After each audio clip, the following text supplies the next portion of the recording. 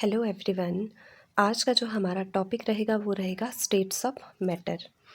तो states of matter को पढ़ने से पहले हमें बेसिक सा मैटर के बारे में पता होना चाहिए कि मैटर क्या होता है और मैटर की डिफरेंट स्टेट्स कौन कौन सी है। तो चलो शुरुआत करते हैं हम मैटर से और उसके बाद हम स्टेट्स ऑफ मैटर के बारे में पढ़ेंगे। तो जो हमारे पास पहला है तो है matter. What is matter? Matter is anything that has mass and occupies space is called matter. As you can see here, matter is anything that has mass and occupy space. और मैटर हमारे पास कोई भी हो सकता है। For example human being हो सकता है, आइस क्यूब्स, वाटर है, यहाँ गैसियस फॉर्म में हमें स्टीम दिख रही है। कोई भी चीज़ जो जगह घेर रही है और जिसका अपना द्रव्यमान होता है उसको हम मैटर कहते हैं। और जब हम स्टेट्स ऑफ मैटर की बात करते हैं, मेनली जो है हमारे पास मैटर 5 फॉर्म में मिलता है। इनिशियल क्लासेस में हम जब पढ़ते हैं स्टेट्स ऑफ मैटर के बारे में तो हम मैटर की 3 स्टेट्स को पढ़ते हैं जो हमारे पास है, सॉलिड, लिक्विड और गैसियस स्टेट। इन तीनों के बारे में हम बचपन से ही पढ़ते हैं, सॉलिड, लिक्विड एंड गैस के बारे में। सॉलिड की अगर हम बात करें, सॉलिड का हमें पता है कि they have fix shape and they have fix volume. Second point की अगर हम बात करें, इंटरमॉलिक्यूलर स्पेस की अगर हम बात करें, वो सॉलिड में बहुत ही कम होता है। और in case of solid, molecules are tightly binded with each other. Solid के केस में जो मॉलिक्यूल होते हैं वो एक दूसरे के साथ बहुत ही टाइटली अरेंज होते हैं। But in case of liquid, liquid जो है कंटेनर की शेप ले लेते हैं, जिस भी कंटेनर में हम लिक्विड को रखते हैं।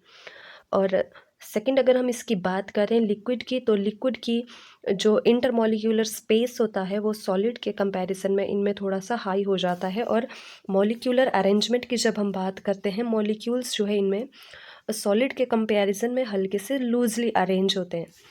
और इन केस ऑफ गैसेस, इनकी ना तो कोई फिक्स शेप होती है, ना ही कोई फिक्स वॉल्यूम होती है। बट इनकी अगर हम बात करें इंटरमॉलिक्यूलर स्पेस की और मॉलिक्यूलर अरेंजमेंट की, मॉलिक्यूल्स के बीच में जो गैप होता है वो गैसेस में बहुत ज़्यादा होता है। और जो मॉलिक्यूल अरेंजमेंट होती है, मॉलिक्यूल्स जो है loosely binded with each other. तो ये 3 फीचर हमारे पास सॉलिड, लिक्विड और गैस के हैं, जो हम छोटी क्लासों से ही पढ़ते आते हैं कि सॉलिड, लिक्विड और गैस के बारे में। तो हमारे पास जो इम्पॉर्टेंट हो जाता है वो स्टेट्स ऑफ मैटर की जो है 4th स्टेट इम्पॉर्टेंट हो जाती है, जो है प्लाज्मा स्टेट, और 5th वन है बोस आइंस्टीन कंडेंसेशन स्टेट।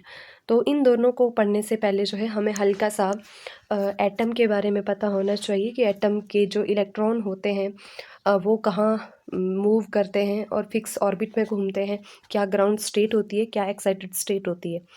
तो प्लाज्मा अवस्था, ये जो हमारे पास प्लाज्मा स्टेट है, उसको पढ़ने से पहले हम हल्का सा एक ओवरव्यू ले लेते हैं एक एटम का। तो सबसे पहले अगर हम स्टेट्स ऑफ मैटर की 3 स्टेट्स की बात करें, ये चीज़ हमें पता है कि फर्स्ट वन आप देख रहे होंगे, सॉलिड में जो इंटरमॉलिक्यूलर स्पेस है वो बहुत ही कम है और मॉलिक्यूल्स जो है very tightly arranged with each other. तो सॉलिड के मॉलिक्यूल आप देख रहे हैं इसमें कि बहुत ही टाइटली अरेंज हुए हैं। But in case of liquid जो है इनमें थोड़े थोड़े लूजली अरेंज्ड है। गैसों में तो मॉलिक्यूल बहुत ही ज़्यादा दूर है, आप यहाँ देख पा रहे हैं कि गैसों के मॉलिक्यूल बहुत ज़्यादा दूर है।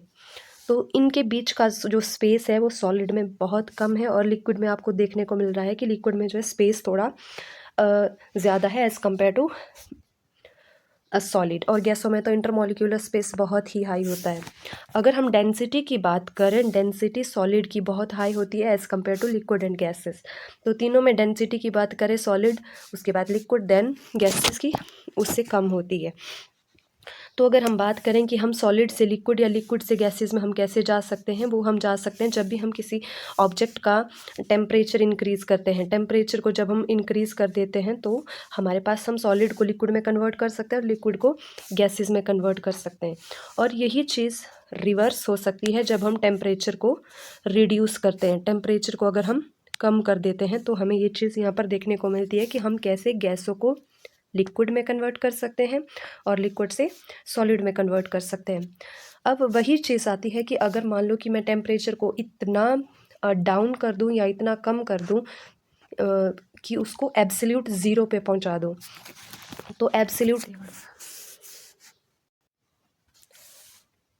हम जो है सॉलिड को गैसेस में कैसे कन्वर्ट कर सकते हैं, तो हम जब भी हम किसी ऑब्जेक्ट का टेम्परेचर इंक्रीज़ करते हैं तब हम सॉलिड को लिक्विड में कन्वर्ट कर सकते हैं और लिक्विड को गैसेस में कन्वर्ट कर सकते हैं। तो अब बात यही आती है हमारे पास कि हम जो है सॉलिड का टेम्परेचर इंक्रीज़ करके इसको लिक्विड में कन्वर्ट कर रहे हैं और लिक्विड को गैसेस में कन्वर्ट कर रहे हैं। अब पहली कंडीशन तो ये आती है कि मान लो मैंने एक तो नॉर्मल टेम्परेचर है कि फॉर एग्जांपल मैं वाटर का एग्जांपल लेती हूँ।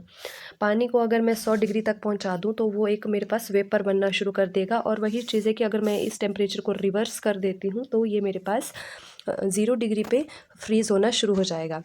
अब मान लेते हैं कि अगर हम temperature for example 5000 degree Celsius पे पहुंचाते हैं तो क्या होता है इंक्रीज़ करके, और दूसरा है कि मान लो अगर मैं टेम्परेचर को रिड्यूस करके -273 यानी कि एब्सोल्यूट ज़ीरो पे पहुंचा दूं तो क्या होगा। दोनों कंडीशन में हमें जो है रिज़ल्ट अलग अलग देखने को मिलेंगे। पहली कंडीशन तो हम ये ले लेते हैं कि मान लो हमने टेम्परेचर एक्सट्रीम हाई कर दिया तो क्या होगा। तो हमें जो है एक्सट्रीम हाई टेम्परेचर होने पर जो गैसेस के मॉलिक्यूल हैं उनमें भी चेंजेस देखने को मिलेंगे, जो हमारे पास एक और नई स्टेट के बारे में बताती है। दूसरी कंडीशन हमारे पास तब आती है कि अगर हमने इसका टेम्परेचर -273 डिग्री पे पहुंचा दिया तो क्या होगा। तब भी हमें एक और कंडीशन देखने को मिलती है जो हमारे पास एक अलग स्टेट ऑफ मैटर है। तो उसके बारे में हम इसके आगे वाले पार्ट में पढ़ेंगे कि तब हमें क्या क्या कंडीशन देखने को मिलती है। इन 3 स्टेट्स के बारे में हम पहले से ही पढ़ते आते हैं, सॉलिड, लिक्विड और गैस के बारे में। अगला हमारे पास आता है जो मैंने आपको अभी अभी कहा कि हमें जो हमारे पास प्लाज्मा स्टेट है और जो बोस-आइंस्टीन स्टेट है उनके बारे में पढ़ने से पहले जो है हमें एक बेसिक सा एटम के बारे में थोड़ा नॉलेज होना चाहिए। प्लाज्मा स्टेट और बोस-आइंस्टीन स्टेट को जानने से पहले हमें हल्का सा एटम के बारे में पता होना चाहिए, स्ट्रक्चर ऑफ एटम का पता होना चाहिए। क्या उसकी ग्राउंड स्टेट होती है, क्या हम उसकी एक्साइटेड स्टेट से समझते हैं। तो ग्राउंड स्टेट की बात करें तो हल्का सा हमें पता है कि एटम के सेंटर में न्यूक्लियस प्रेजेंट रहता है और इलेक्ट्रॉन उसके चारों ओर रिवॉल्व होते हैं अपने अपने ऑर्बिट में। तो ये चीज़ हमें पता है कि इलेक्ट्रॉन जब भी अपनी शेल से दूसरी शेल में जाते हैं या अपनी लोअर शेल से हायर सब शेल में जाते हैं तो एनर्जी गेन करके ये अपनी हायर शेल में जाते हैं। और कभी भी एक एटम जो है परमानेंटली अपनी आउटर शेल में नहीं रहता है। ये जब तक इसे एनर्जी मिल रही है तब तक ये अपनी हायर ऑर्बिट में रहता है, और जैसे ही एनर्जी की सप्लाई हम बंद कर देते हैं तो इलेक्ट्रॉन अपनी ग्राउंड स्टेट में फिर से आ जाता है।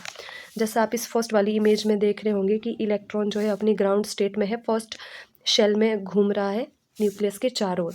बट जैसे ही हमने इसको हीट दी, फोटोन जिसको हम लाइट भी बोलते हैं, एनर्जी दी, तो इलेक्ट्रॉन हमें देखने को मिला कि एनर्जी लेके अपनी ग्राउंड स्टेट से एक्साइटेड स्टेट में चला गया है। तो अगर हम एनर्जी और भी ज़्यादा प्रोवाइड करेंगे तो ये यहाँ से इलेक्ट्रॉन मूव होके सेपरेट भी हो सकता है और फ्री इलेक्ट्रॉन की फॉर्म में, जैसे निकल के साइड भी हो सकता है, ये फ्री इलेक्ट्रॉन की फॉर्म में चला जाएगा।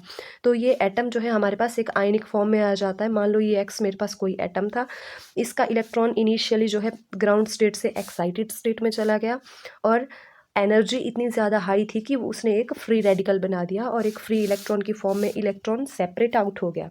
और ये इलेक्ट्रॉन के ऊपर अब मेरे पास, यानी कि जो ये मेरे पास एटम था उसके ऊपर अब एक पॉजिटिव चार्ज आ जाएगा, क्योंकि जो इसमें इलेक्ट्रॉन था वो अपनी एक्साइटेड स्टेट में जाने के बाद, एनर्जी लेने के बाद उसने एक फ्री इलेक्ट्रॉन बना दिया और हमारे पास जो एटम था वो एक आयनिक फॉर्म में आ गया।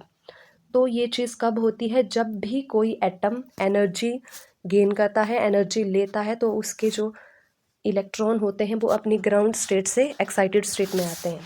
फॉर एग्जांपल मान लो कि हम ये कहते हैं कि ग्रिल है हमारे पास, जो हमारे पास लोहे की होगी ग्रिल होती है, तो हमें कभी जो है करंट लग जाता है उसमें। गर्मियों में हमें देखने को मिलता है कि हमें ग्रिल में कभी झटके लगने, कभी हमें किसी की स्किन से करंट लग जाता है।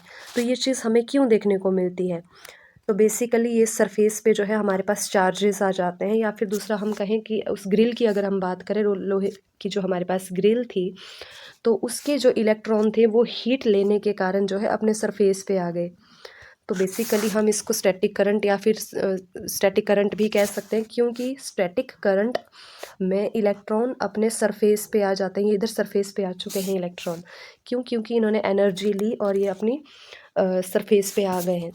अब बात वही आती है कि अगर एनर्जी इतनी ज़्यादा हुई तो ये काइनेटिक फॉर्म में भी आ जाते हैं, ये पूरा यहाँ से सेपरेट हो जाके अलग से फ्री इलेक्ट्रॉन बना देंगे और मूव करना शुरू कर देंगे, क्योंकि इनको एनर्जी बहुत हाई मिल रही है। तो बात वही आती है कि ये चीज़ हमें कब देखने को मिलती है, जब टेम्परेचर हमारे पास एक्सट्रीम हाई हो जाता है। टेम्परेचर की अगर हम बात करें, ये हमारे पास बहुत हाई होने के कारण जो है हमें देखने को मिलता है कि इलेक्ट्रॉन अपनी ग्राउंड स्टेट को छोड़ के एक्साइटेड स्टेट में आ गए हैं। और हमें ये भी पता होना चाहिए कि एक्साइटेड स्टेट जो है परमानेंट स्टेट नहीं होती है किसी भी इलेक्ट्रॉन के लिए। जब तक उनको ये टेम्परेचर मिल रहा है या एनर्जी मिल रही है तब तक वो अपनी एक्साइटेड स्टेट में रहेंगे, और जैसे ही हमने टेम्परेचर देना बंद कर दिया तब वो अपनी एक्साइटेड स्टेट से ग्राउंड स्टेट में वापस आ जाते हैं। तो बेसिक सा हमें ये चीज़ पता होनी चाहिए कि जब भी हम किसी ऑब्जेक्ट को टेम्परेचर इंक्रीज़ कर देते हैं तो क्या होता है। टेम्परेचर इंक्रीज़ करने पर, टेम्परेचर हम सिर्फ टेम्परेचर नहीं कह सकते, हम एनर्जी भी कह सकते हैं। जब भी हम किसी ऑब्जेक्ट या मैटर को एनर्जी प्रोवाइड करते हैं तो उसके इलेक्ट्रॉन अपनी ग्राउंड स्टेट को छोड़ के जो है एक्साइटेड स्टेट में आ जाते हैं। ह्यूमन बॉडी की भी अगर बात करें तो आपको भी पता है कि हमें कभी एक दूसरे को टच करने पर हल्का सा करंट भी महसूस होता है। वो भी हमारे पास तभी होता है स्टैटिक करंट के कारण, क्योंकि जो हमारे पास करंट था वो सरफेस पे आ चुका है। तो वही चीज़ है कि अगर आप टच करोगे तो नो डाउट आपको भी उसमें करंट लगेगा। तो अब ये चीज़ तो हमने देखा कि जब हमने टेम्परेचर इंक्रीज़ किया तब जो है इलेक्ट्रॉन अपनी ग्राउंड स्टेट को छोड़ के एक्साइटेड स्टेट पे चले गए हैं। और दूसरा हमारे पास आता है कि अगर हम ये चीज़ रिवर्स करते हैं,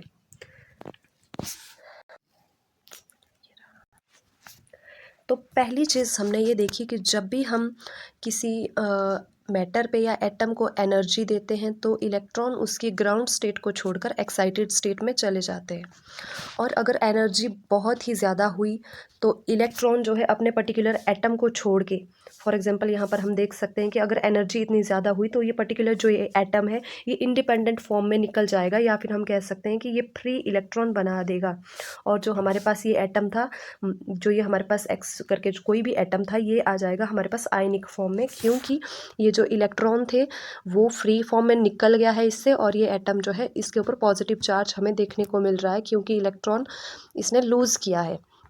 ये चीज़ हमें देखने को तब मिली जब हमने इसको टेम्परेचर हाई दिया। दूसरी चीज़ हमारे पास तब आती है कि मान लो कि मैं एक कंडीशन ऐसी अप्लाई कर रही हूँ कि टेम्परेचर मैंने बहुत ही लो कर दिया, जिसको हम कहेंगे कि मान लो मैं एब्सोल्यूट ज़ीरो तक टेम्परेचर ले जा रही हूँ, तो क्या होगा, तो इलेक्ट्रॉन का हमें ये चीज़ रिवर्स देखने को मिलेगी।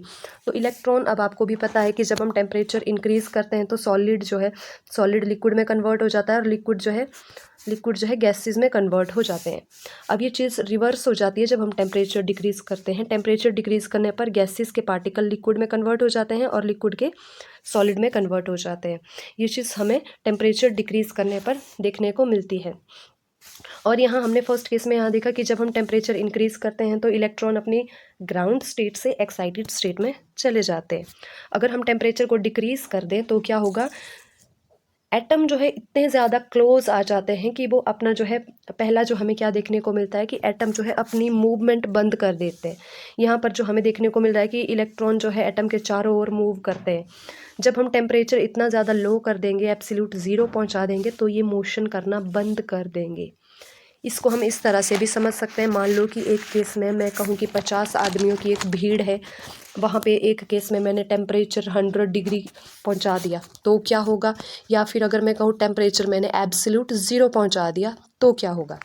अगर हम इसको इस तरह से भी समझें कि मान लो कि गर्मी के कारण जो है फर्स्ट केस में लोग इधर उधर भाग गए क्योंकि गर्मी बहुत ज़्यादा थी, वो एक दूसरे के नज़दीक नहीं रह सकते थे। तो इस केस में हो सकता है हमें देखने को मिले कोई अपनी स्वेटर उतार के फेंक रहा है गर्मी के कारण। तो ये चीज़ हम फर्स्ट केस में भी देख सकते हैं कि टेम्परेचर इंक्रीज़ करने पर इलेक्ट्रॉन जो है अब मूव हो जाते हैं, अपनी जो ग्राउंड स्टेट है वहाँ से मूव करके कहीं ऊपर वाली हायर स्टेट्स में चले जाते हैं, और कुछ इलेक्ट्रॉन तो उसमें से परमानेंटली ही मूव हो जाते हैं, जिसको हमने कहा कि ये फ्री फॉर्म में आ जाते हैं, फ्री इलेक्ट्रॉन मूव हो जाते हैं। और दूसरा हमने कहा कि मान लो अगर हमने टेम्परेचर इतना डिक्रीज़ कर दिया कि एब्सोल्यूट ज़ीरो ही कर दिया, तो उस जो पॉपुलेशन थी हमारे पास 50 लोगों की जो भीड़ थी, वो हमें देखने को मिलेगा कि बहुत एक दूसरे के नज़दीक आ रहे हैं, क्योंकि ठंड बहुत ज़्यादा हो गई है। तो दूसरा हमें ये भी देखने को मिल सकता है कि ठंड बहुत ज़्यादा होने के कारण वो जो है इतना बाइंड हो गए हैं टाइटली एक दूसरे के साथ कि वो जो है एक ओवरलैप भी दिखा रहे हैं, एक दूसरे के ऊपर कोई ओवरलैपिंग कर रहा है। क्यों? क्योंकि टेम्परेचर हमने बहुत ज़्यादा रिड्यूस कर दिया है। तो ये दोनों चीज़ें हमें पता होनी चाहिए बोस आइंस्टीन स्टेट को पढ़ने से पहले और प्लाज्मा स्टेट को पढ़ने से पहले। तो हम वापस जाते हैं अपने फोर्थ स्टेट पे। तो अभी अभी हमने 3 स्टेट्स जो है मैटर की वो पढ़ ली थी, जो थी हमारे पास सॉलिड, लिक्विड और गैस। सॉलिड का तो हमें पता है फिक्स शेप होती है, फिक्स वॉल्यूम होती है, but in case of liquid they don't have the fix shape, they take the shape of container. But in case of gases हमें पता है ना तो इनके फिक्स शेप है ना कोई फिक्स वॉल्यूम है। टेम्परेचर इंक्रीज़ करने पर हम सॉलिड को गैसेस में भी कन्वर्ट कर सकते हैं और गैसेस को सॉलिड में भी कन्वर्ट कर सकते हैं, ये चीज़ हमें पता है। तो फोर्थ स्टेट जो हमारे पास आती है मैटर की वो है प्लाज्मा स्टेट।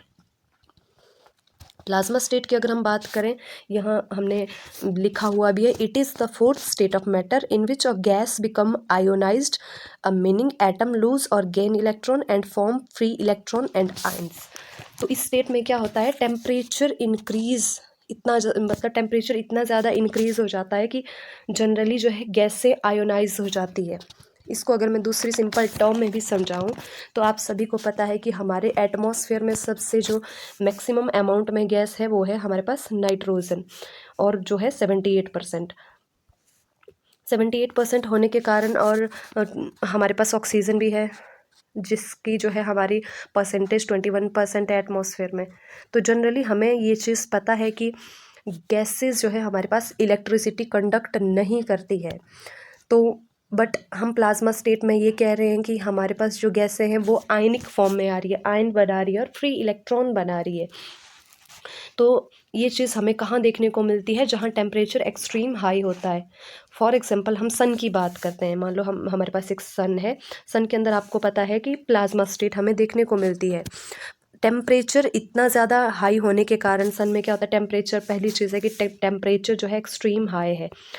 हाई होने के कारण अब वही चीज़ है, गैसों के जो एटम है, मान लो ये गैस था हाइड्रोजन या हीलियम का जो गैस थी, तो इसमें जो एटम थे अपनी ग्राउंड स्टेट में इनिशियली तो वो अपनी ग्राउंड स्टेट में थे, बट टेम्परेचर इतना ज़्यादा हाई होने के कारण जो ये इसके इलेक्ट्रॉन था ये फ्री इलेक्ट्रॉन चला गया, और जो ये गैसेस के पार्टिकल थे ये आयनिक फॉर्म में आ गए। तो यही चीज़ हम यहाँ प्लाज्मा स्टेट की डेफिनेशन में पढ़ रहे हैं कि it is the fourth state of matter in which gas become ionised. जो गैस थी वो आयनिक फॉर्म में आ रही है। तो ये चीज़ हमें सन में देखने को मिलती है जब लाइटनिंग होती है। लाइटनिंग यहाँ आप देख सकते हो, लाइटनिंग भी एक एग्जाम्पल है हमारे पास प्लाज्मा स्टेट का। बेल्डिंग जब कोई करता है उस टाइम जो लाइट प्रोड्यूस होती है वो भी एग्जाम्पल है प्लाज्मा स्टेट का। थर्ड तो यहाँ पे सन दिखाया हुआ है, सन में भी जो है प्लाज्मा स्टेट देखने को मिलती है। सन की अगर हम बात करते हैं तो सन में हमें पता है कि टेम्परेचर जो है हाई होता है। हाई होने के कारण जो उसकी गैसें हैं उनमें जो गैसों के जो एटम है, एटम के चारों ओर जो इलेक्ट्रॉन होते हैं वो अपने जो इलेक्ट्रॉन होते हैं वो फ्री फॉर्म में चले जाते हैं या वो पूरा एटम से रिमूव हो जाते हैं, और जिस कारण जो है गैस जो है चार्ज फॉर्म में आ जाती है। और वही चीज़ है कि टेम्परेचर हाई होने के कारण वो कंटिन्यूअसली मूव करते रहते हैं। अब वही चीज़ है, मैंने कहा था आपको कि मान लो एक रूम में इतने ज़्यादा पर्सन है, टेम्परेचर हाई करेंगे तो नो डाउट वो मूव करते ही रहेंगे। फॉर एग्जांपल आप पानी बॉईल कर रहे हो तो पार्टिकल मूव करेंगे बहुत ज़्यादा, वाटर वेपर की फॉर्म में मूव करेंगे। बट अगर मैं कहूँ उसी चीज़ को अगर मैं टेम्परेचर लो कर दूँ, आइस की फॉर्म में कन्वर्ट कर दूँ, तो एटम का जो मोशन हो जाएगा वो बिल्कुल ज़ीरो या फिर रिड्यूस हो जाएगा और मोशनलेस हो जाएगा। तो कंटिन्यूअसली जो सन में जो इलेक्ट्रॉन थे, जो गैसों से फ्री इलेक्ट्रॉन निकल गए थे, वो कंटिन्यूअसली मूव कर रहे हैं। इलेक्ट्रॉनों का जो मूवमेंट होता है वो फिर EM वेव के थ्रू जो है रेडिएशन एमिट करेगा, जो आपको भी पता है इलेक्ट्रोमैग्नेटिक वेव बिहेव करेगा वो। और ये चीज़ अगर मैं फिर से कहूँ, इसको फिर से समझें, तो सन का जो टेम्परेचर था एक्सट्रीम हाई होने के कारण उसमें जो गैस के पार्टिकल थे, सन में जो गैस के पार्टिकल थे वो अपने एटम के जो बाहर के इलेक्ट्रॉन थे वो उसके हाई टेम्परेचर के कारण पहला तो है कि अपनी ग्राउंड स्टेट से एक्साइटेड स्टेट में चले जाएंगे। दूसरा हमें देखने को मिलेगा कि एक्साइटेड स्टेट में जाने के बाद हमें क्या देखने को मिला, और टेम्परेचर इतना हाई था कि जो इलेक्ट्रॉन एक्साइटेड स्टेट में थे वो फ्री फॉर्म में आ गए, वो उस एटम से पूरी तरह से रिमूव हो गए और इलेक्ट्रॉन फ्री फॉर्म में आ गए, और जो गैस थी वो आयोनाइज हो गई। क्यों? Due to high temperature. इसी के कारण जो है अब वो इलेक्ट्रॉन मूव करना शुरू कर देंगे क्योंकि टेम्परेचर हाई है। और you all know movement of electron is known as electricity. Electron जब भी मूव करना शुरू कर देते हैं तब हम उसको इलेक्ट्रिसिटी कहते हैं, या फिर फ्लो ऑफ चार्ज भी कहें। चार्ज अगर मूव करना शुरू कर रहा है या फिर इलेक्ट्रॉन अगर मूव कर रहे हैं तब वो हमारे पास एक इलेक्ट्रिसिटी वाला बिहेवियर भी शो करते हैं। तो इसी को ही हम फिर EM वेव के तौर पे पढ़ते हैं सन में कि EM वेव की फॉर्मेशन होती है। अब नो डाउट अगर इलेक्ट्रॉन मूव कर रहे हैं, अगर उनके बीच में मान लो कि मैंने ये कहा कि ये सन था, यहाँ से जो है इसमें जो है हाई टेम्परेचर होने के कारण जो है गैसेस चार्ज हो गए और इलेक्ट्रॉन मूव होना शुरू हो गए। और अगर ये अर्थ है, अर्थ आपको पता है मैग्नेटिक बिहेवियर शो करती है, और अर्थ का नॉर्थ और साउथ पोल है। मैग्नेट अगर हम कहीं भी इलेक्ट्रिक फील्ड में रखते हैं तो नो डाउट वो इलेक्ट्रॉनों की डायरेक्शन चेंज करेगी, इलेक्ट्रॉन सीधा ना जाके मैग्नेटिक फील्ड की ओर जाना शुरू कर देंगे। तो वही चीज़ है कि हमारे जो है ये EM वेव की अगर हम बात करें या जो सन से जो रेडिएशन आ रही है, तो इसका जो हमारे पास नॉर्थ और साउथ पोल्स में आपको जो लाइटें स्काई में जो हमें अलग अलग कलर के पैटर्न देखने को मिलते हैं वो इसी के कारण ही है, क्योंकि हमारी जो अर्थ है वो मैग्नेटिक बिहेवियर शो करती है, और सन से जो इलेक्ट्रॉन या फिर सन के थ्रू जो EM वेव आ रही है वो मूवमेंट ऑफ इलेक्ट्रॉन के कारण हमें वो वेव शो हो रही है। तो इसके बारे में हम फर्दर आगे भी पढ़ेंगे। तो बेसिकली जो हमारे पास फोर्थ स्टेट ऑफ मैटर थी वो थी हमारे पास प्लाज्मा स्टेट, और प्लाज्मा स्टेट हमें जो है अपनी डेली लाइफ में उतनी देखने को नहीं मिलती है। ये सिर्फ हमें जहाँ पर हम ये कह रहे हैं कि हमने इसका एग्जांपल भी देखा, जब लाइटनिंग हो रही है वो एक प्लाज्मा स्टेट है, सन के अंदर प्लाज्मा स्टेट देखने को मिल रही है, और हमारे पास जो बेल्डिंग के थ्रू जो लाइट प्रोड्यूस हो रही है वो भी हमारे पास एक प्लाज्मा स्टेट का एग्जाम्पल है। लास्ट हमारे पास जो फिफ्थ स्टेट ऑफ मैटर आती है वो है हमारे पास बोस-आइंस्टीन स्टेट। बोस-आइंस्टीन स्टेट की बात करें तो ये वही चीज़ आती है, मैंने आपको दो कंडीशन कही थी कि मान लो एक केस में तो मैं टेम्परेचर को बहुत ज़्यादा इंक्रीज़ कर रही हूँ, सेकेंड केस में मैं टेम्परेचर को बहुत ज़्यादा रिड्यूस कर रही हूँ या फिर एब्सोल्यूट ज़ीरो टेम्परेचर पे ले जा रही हूँ। तो हम बात करते हैं अब फिफ्थ स्टेट ऑफ मैटर की, जो है Bose Einstein condensate. Is the fifth state of matter formed when atom are cooled at temperature close to absolute zero which is -273.15 degree Celsius. At this temperature atom behave as a single quantum system. अब इसमें हमें क्या समझने को मिलता है, मैं ये चीज़ आपको पहले भी बता चुकी हूँ कि टेम्परेचर इंक्रीज़ करने पर क्या होता है और जब हम टेम्परेचर को रिड्यूस करते हैं तब हमें क्या चीज़ देखने को मिलती है। टेम्परेचर इंक्रीज़ करने पर हमें पता है कि इलेक्ट्रॉन अपने ग्राउंड स्टेट से एक्साइटेड स्टेट में जाते हैं, और एनर्जी अगर हाई हुई तो वो सेपरेटली जो है एटम से रिमूव भी हो जाते हैं और एज अ फ्री इलेक्ट्रॉन भी बिहेव करते हैं। But Bose-Einstein state plasma state की बिल्कुल अपोजिट स्टेट है, जिसमें हम टेम्परेचर इतना रिड्यूस कर रहे हैं कि उसको एब्सोल्यूट ज़ीरो पहुंचा रहे हैं। तो एब्सोल्यूट ज़ीरो का मतलब क्या होता है कि टेम्परेचर की अगर हम बात करें, नेगेटिव में टेम्परेचर की एक फ़िक्स वैल्यू होती है कि यानी कि हम कह सकते हैं कि नेगेटिव में जो टेम्परेचर है वो -273 से नीचे जाएगा ही नहीं। हम कहीं भी ये नहीं पढ़ेंगे कि टेम्परेचर -280 के आसपास था। तो माइनस में जो टेम्परेचर की वैल्यू है वो फिक्स होती है विच इज़ -273 डिग्री। बट अगर हम पॉजिटिव में वैल्यू की बात करें तो पॉजिटिव में कोई ऐसी फिक्स लिमिट नहीं होती है कि एक्सट्रीम जो है ज़्यादा से ज़्यादा टेम्परेचर कहाँ तक जा सकता है। तो पॉजिटिव में टेम्परेचर की कोई भी फिक्स वैल्यू नहीं होती है, बट नेगेटिव में जो है टेम्परेचर की एक फ़िक्स वैल्यू होती है। इसका मतलब कि इससे नीचे टेम्परेचर नहीं जाएगा। तो लोएस्ट में अगर हम टेम्परेचर कहीं का भी क्रिएट कर दें तब हमें क्या देखने को मिलेगा, तो एटम जो है अपनी मूवमेंट भी बंद कर देता है। तो बोस-आइंस्टीन स्टेट जो है मैटर को हम कूल करते हैं, कूल डाउन करते हैं एट एब्सोल्यूट ज़ीरो डिग्री। तो या फिर अगर हम कहें कि इस स्टेट में हमें जो है यहाँ पर देखने को मिलता है कि एटम की जो मूवमेंट होती है वो ऑलमोस्ट ज़ीरो हो जाती है और एटम के जो इलेक्ट्रॉन है वो मोशनलेस हो जाते हैं। अब वो इतने ज़्यादा एक दूसरे के करीब आ जाते हैं कि वो अपनी इंडिविजुअल आइडेंटिटी को भूल जाते हैं।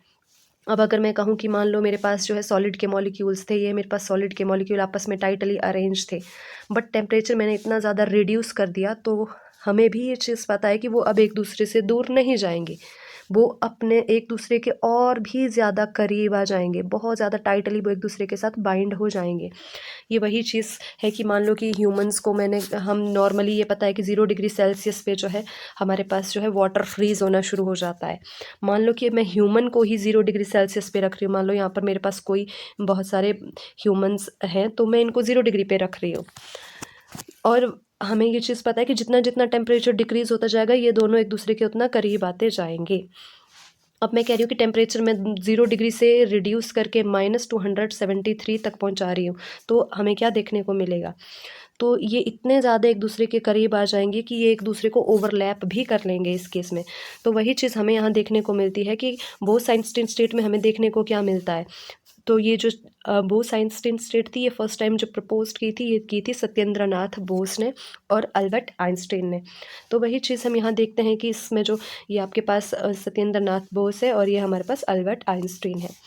तो इसमें जो इन्होंने स्टेट के बारे में बताया, तो हम यहाँ देखते हैं जनरल रूम टेम्परेचर पे ये देखने को मिला था कि एटम जो है सेपरेटली एक दूसरे से दूर दूर है, इलेक्ट्रॉन अपने अपने स्पेस पे। बट जैसे ही हम टेम्परेचर डिक्रीज़ कर रहे हैं, तो सब मास जो है एक ही पॉइंट पे आ रहा है, और जितना ज़्यादा हम टेम्परेचर रिड्यूस करेंगे, इलेक्ट्रॉन उतने ज़्यादा मोशनलेस हो जाएंगे, क्योंकि टेम्परेचर बहुत ही ज़्यादा स्लो कर दिया है। तो ये हमारे पास एक बोथ-साइंस्टीन स्टेट है।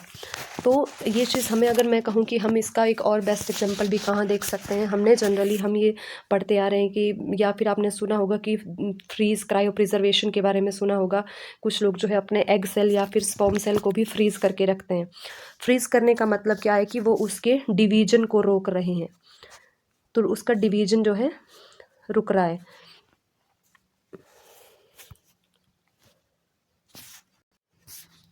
बोथ-साइंस्टीन स्टेट का एग्जांपल, या फिर अगर हम कहें कि अगर हमें बोथ-साइंस्टीन स्टेट को समझना है, तो बेसिक सा एग्जांपल मैं इसका आपको एक और भी दे सकती हूँ। जनरली हम फ्रूट वगैरह का जो रखते हैं, हम कोल्ड स्टोर में रखते हैं। क्यों हम फ्रूट वगैरह को कोल्ड स्टोर में रखते हैं? ताकि जो उनका रेस्पिरेशन रेट है उसको हम स्लो कर सकें, या फिर दूसरा ये भी कह सकते हैं कि सेल के डिवीजन को स्लो करने के लिए हम उसको कोल्ड स्टोर में रखते हैं। कुछ लोग जो है अपने एग सेल या स्पर्म सेल या जीन प्रिजर्वेशन भी करते हैं। एग सेल और स्पर्म सेल को प्रिजर्व करने के लिए जो है टेम्परेचर बहुत रिड्यूस किया जाता है, ताकि सेल की ग्रोथ ना देखने को मिले। तो वही चीज़ आती है कि अगर मान लो कि मैं किसी पर्सन को 100 डिग्री सेल्सियस पे रख रही हूँ, तो नो डाउट मैं फ्रीज़ कर जाऊँगी, मेरी बॉडी बिल्कुल फ्रीज़ हो जाएगी। बट वही चीज़ हम कर रहे हैं -273 डिग्री पे, तो एटम तो मूव करेगा ही नहीं, बट ह्यूमन की जो बॉडी है वो भी एक तरह से हम कह सकते हैं कि स्टिफ हो जाएगी इस टेम्परेचर पे। तो एटम की मूवमेंट, या फिर एटम के अंदर जो इलेक्ट्रॉन है उनकी मूवमेंट भी इस टेम्परेचर पे बिल्कुल निग्लिजिबल हो जाती है। तो बोथ-साइंस्टीन स्टेट को क्रिएट करने से पहले जो है टेम्परेचर इतना रिड्यूस कर दिया जाता है, ताकि एटम इतने ज़्यादा क्लोज आ जाए एक दूसरे के। और वही चीज़ है, नेचर में अगर हमें ये चीज़ देखने को मिलती है, तो जब भी हम बोथ-साइंस्टीन स्टेट को देखते हैं, तो एटम जो है ओवरलैप कर जाते हैं due to extreme low temperature, एक दूसरे के इतना करीब आ जाते हैं कि अब ओवरलैप करना शुरू कर देते हैं, और वो जो है अपना इंडिविजुअल जो बिहेवियर था वो भूल जाते हैं। They lose their individual identity, और वो जो है एक, हम कहेंगे कि वो एक सुपर एटम की तरह बिहेव करते हैं, क्योंकि एटम जो इलेक्ट्रॉन थे इतने ज़्यादा एक दूसरे के नज़दीक आ गए हैं, तो वो एक सुपर एटम या फिर एक क्वांटम बिहेव करते हैं, क्वांटम सिस्टम की तरह एक बिहेव करना शुरू कर देते हैं। क्यों? Due to extreme low temperature हमें जो है ये बोथ-साइंस्टीन स्टेट देखने को मिलती है। अब क्वेश्चन ये उठता है, क्या हमारे यूनिवर्स में कोई ऐसा पॉइंट भी हो सकता है जहाँ का टेम्परेचर -273 डिग्री हो? अब जनरली हमें पता है, अगर हम अपने सोलर सिस्टम की बात करते हैं, तो हमें पता है सन के नज़दीक जो पहला प्लेनेट है वो हमारे पास मरकरी है, और लास्ट प्लेनेट की अगर हम बात करते हैं वो नेपच्यून है। नो डाउट इन दोनों में जो टेम्परेचर वेरिएशन होगी वो बहुत ही हाई होगी। तो टेम्परेचर की अगर हम बात करें, हमें पता है मरकरी के पास टेम्परेचर बहुत हाई होता है, और सेकंड में वीनस है, उसके पास भी टेम्परेचर बहुत हाई होता है, और सबसे हॉटेस्ट प्लेनेट भी वीनस हमारे पास है। अगर हम यूरेनस की बात करें और नेपच्यून की बात करें, उनका टेम्परेचर जो है मरकरी और वीनस के कंपैरिजन में बहुत लो है। क्या कोई ऐसा भी पॉइंट होगा जहाँ पर टेम्परेचर एब्सोल्यूट ज़ीरो हो? अगर वहाँ का टेम्परेचर एब्सोल्यूट ज़ीरो होता है तो क्या वहाँ पर, तो मुझे ऐसा लगता है कि वहाँ पर मूवमेंट देखने को हमें नहीं मिलेगी, कोई भी मूवमेंट हमें देखने को नहीं मिलेगी, ना एटम मूव कर रहा होगा, बिल्कुल एटम एक क्वांटम की तरह बिहेव कर रहा होगा। क्यों? Due to extreme low temperature, क्योंकि वहाँ पर हो सकता है कि जो हमारे पास हमें तो सन से लाइट आ रही है, जिस कारण यहाँ का टेम्परेचर इंक्रीज़ हो रहा है और एटम मूव करना शुरू कर रहे हैं। बट एक पॉइंट ऐसा भी हो सकता है जहाँ पर ना तो सन की रेडिएशन जा रही है और ना ही कोई और हीट का सोर्स है, बट टेम्परेचर इतना लो है कि एटम बिल्कुल मूव भी नहीं कर रहा है, बिल्कुल स्टेबल है। तो ये क्यूरोसिटी मुझे एटम की ओर बहुत खींच के ले जाती है, क्योंकि ये हम सभी को भी पता है कि अभी तक हमें एटम किस चीज़ से मिलके बना है ये भी हमें नहीं पता है। कि एटम बेसिकली, तो हम सब एटॉमिक पार्टिकल की बात करते हैं कि atom is made up of electron, proton and neutron, but वो भी तो किसी से मिलके बने होंगे। तो ये हमारे पास थी डिफरेंट स्टेट्स ऑफ मैटर। तो एक हल्का सा रिवीजन कर लेते हैं कि हमने क्या पढ़ा। Matter is anything that occupy space and which have their on मास।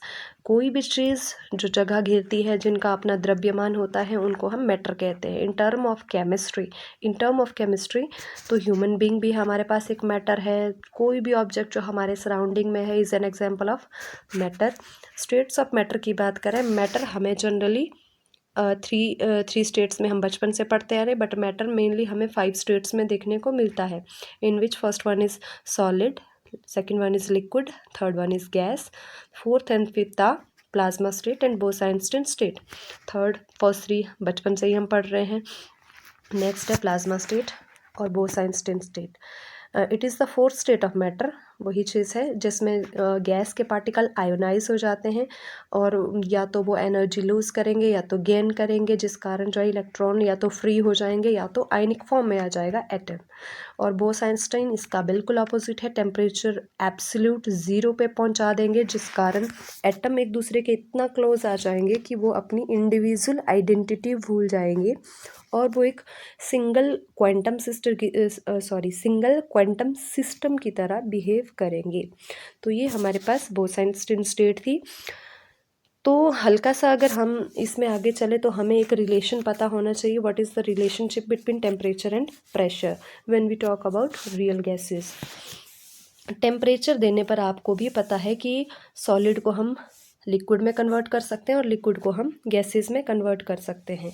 तो आपको भी पता है टेम्परेचर को अगर हम रिड्यूस करेंगे तो ये चीज़ हमें ऑपोजिट देखने को मिलती है। प्रेशर की अगर बात करूँ तो सबसे ज़्यादा प्रेशर हम पर जो है, मान लो यहाँ मैंने तीन पर्सन रख दिए हैं, मतलब पर्सन एक ही है, और तीनों केस में, एक केस में उसके ऊपर मैंने कोई सॉलिड का ऑब्जेक्ट रखा है, कोई लिक्विड रखा है, तो कोई गैस उसके ऊपर रख दी है। तो किस केस में उसको प्रेशर हाई लगेगा? तो नो डाउट सॉलिड के केस में उस पर्सन का प्रेशर हाई लगेगा और गैसेस के केस में प्रेशर लो हो जाएगा। तो बात वही आती है, कोई ऑब्जेक्ट अगर जितना ज़्यादा डेंस है उतना ज़्यादा उससे हमें प्रेशर लगेगा।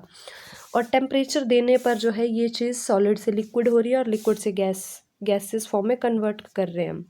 तो टेम्परेचर इंक्रीज़ करने पर प्रेशर कैसा हो रहा है, तो हमें ये देखने को मिलता है टेम्परेचर इंक्रीज़ करेंगे तो प्रेशर डिक्रीज़ हो रहा है। तो इट मीन्स टेम्परेचर और प्रेशर की बात करें तो temperature and pressure is inversely proportional to each other. इसका मतलब ये हुआ कि टेम्परेचर इंक्रीज़ करेंगे तो प्रेशर घट जाएगा, और टेम्परेचर को अगर हम सेकंड केस में अगर हम बात करेंगे कि टेम्परेचर को अगर हम रिड्यूस करते हैं, टेम्परेचर मैंने कम कर दिया, यानी कि ये प्रोसेस मुझे रिवर्स देखने को मिल रही है, यानी कि जो मैटर की स्टेट है वो गैसियस से सॉलिड में कन्वर्ट हो रही है। तो ये चीज़ हमें कब देखने को मिली? जब हमने टेम्परेचर को रिड्यूस किया। टेम्परेचर रिड्यूस करने पर, यानी कि टेम्परेचर रिड्यूस करने पर प्रेशर इंक्रीज़ हो गया। तो ये चीज़ हमारे लिए इम्पॉर्टेंट हो जाती है, what is the relationship between temperature and pressure. Temperature और प्रेशर एक दूसरे के बिल्कुल अपोजिट है, यानी कि temperature is inversely proportional to pressure. और दूसरा आप पढ़ोगे अभी नेक्स्ट चैप्टर आएगा, PV is equal to nRT। तो आप यहाँ बोलोगे कि टेम्परेचर और प्रेशर तो एक दूसरे के डायरेक्टली प्रोपोर्शनल है, बट इस केस में मैं ये कह रही हूँ कि टेम्परेचर एंड प्रेशर एक दूसरे के इन्वर्सली प्रोपोर्शनल है। तो ये इक्वेशन हमारे लिए रियल गैस के लिए है, और ये इक्वेशन हमारे पास आइडियल गैस के लिए है। रियल गैस यानी कि जो गैसें हमें नेचर में देखने को मिलती है, रियल गैसें होती है, और आइडियल गैस होती है जिनकी वॉल्यूम चेंज नहीं होती है टेम्परेचर इंक्रीज़ करने पर भी, या फिर जो बॉल पे प्रेशर क्रिएट नहीं करती है, जो प्रेशर ही नहीं लगाती है। तो एक आइडियल गैस नाम में ये आइडियल जो एक सिचुएशन, अगर हम कहें कि आदर्श गैसें जो नहीं होती है, तो रियल गैस के लिए हम इस चीज़ को फॉलो करते हैं, temperature is directly proportional to pressure. और ये इक्वेशन हमारे पास आइडियल गैस की इक्वेशन है, which is PV is equal to nRT। Pressure और वॉल्यूम जो है टेम्परेचर के डायरेक्टली प्रोपोर्शनल होते हैं, ये आइडियल गैस के केस में होता है, और ये हमारे पास रियल गैस के केस में होता है। तो ये चीज़ हमें माइंड में लेके अभी से ही चलनी है कि temperature is inversely proportional to pressure. तो ये जो आज का हमारा टॉपिक था, ये पूरा हमारा स्टेट्स ऑफ मैटर पे था, कि कौन कौन सी डिफरेंट स्टेट्स ऑफ मैटर होती है, और क्या रिलेशन है टेम्परेचर और प्रेशर का। तो आई होप आपको समझ आया होगा सब कुछ, एंड थैंक यू।